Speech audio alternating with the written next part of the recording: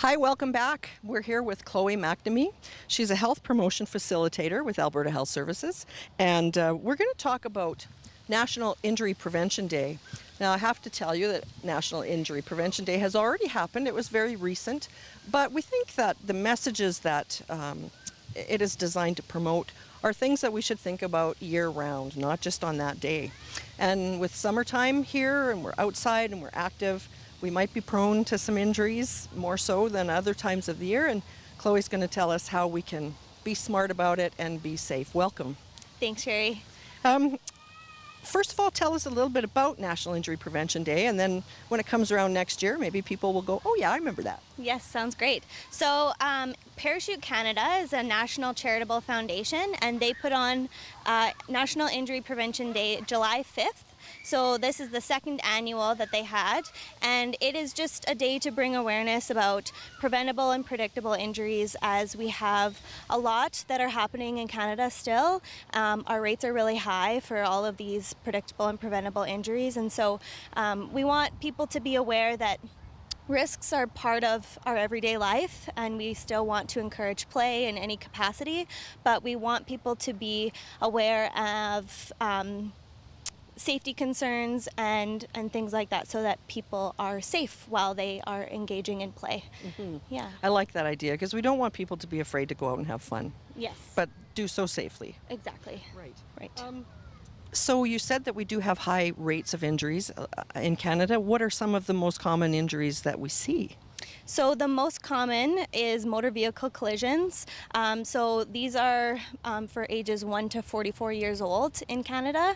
So that is still a large portion of these injuries that we see, and hospital visits that happen because of that. And we have drowning, falls, incidental poisoning, self-harm, and other. It's just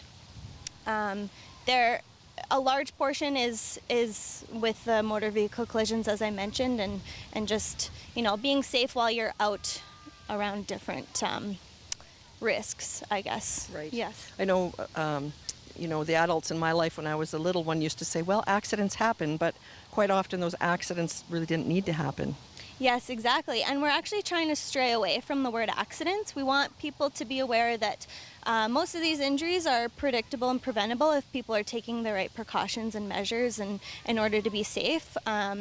So we actually, when we're describing a motor vehicle collision, we want to use the word collision, crash, things like that, rather than a car accident, because the things that have led up to the accident could have been preventable. So we want to use the word collisions and crash. Makes good sense. Mm-hmm. Do you have any numbers on how many people in the country are affected by these sorts of things each year? Yes, so we have about 250,000 Canadians each year that are hospitalized due to injuries. Wow. And we have about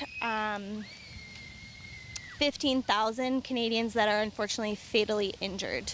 And so those numbers are quite large in a year, and it also causes financial burden on the healthcare system. So we're spending about $27 billion on these injuries that could have been preventable or predictable. So it's also, we're losing lives, and we're causing harm to lives, but we also are spending unnecessary healthcare dollars on these injuries that occur. That's an amazing, huge number. Yes. We've talked about everything being preventable. What are some things you can tell us about how to prevent them?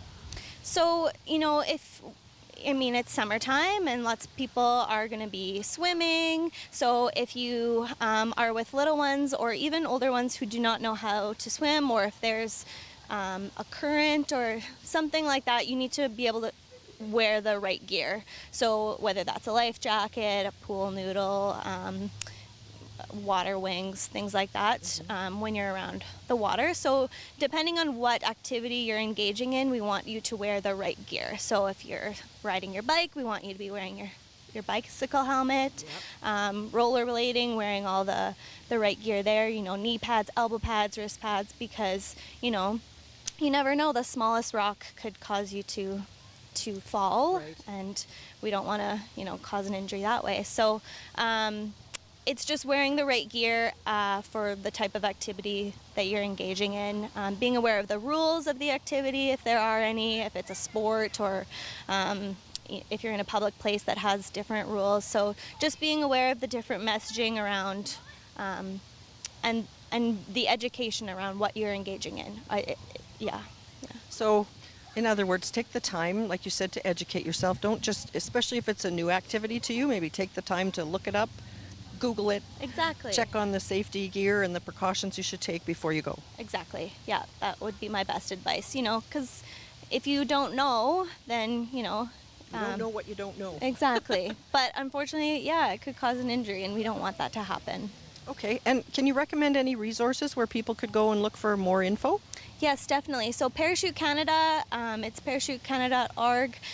They are a great website. They have tons of information that go over each type of activity and the rules and everything on there as well, and different injury rates across Canada, and National Injury Prevention Day, getting ready for it next July. And there is an Injury Prevention Center website as well, and then Alberta Health Services has loads of information on their website as well, so just kind of AHS.ca. yes, exactly. Yeah. Thank you so much. This is really valuable stuff. Thanks, Sherri. Thank you for being with us. Stay safe.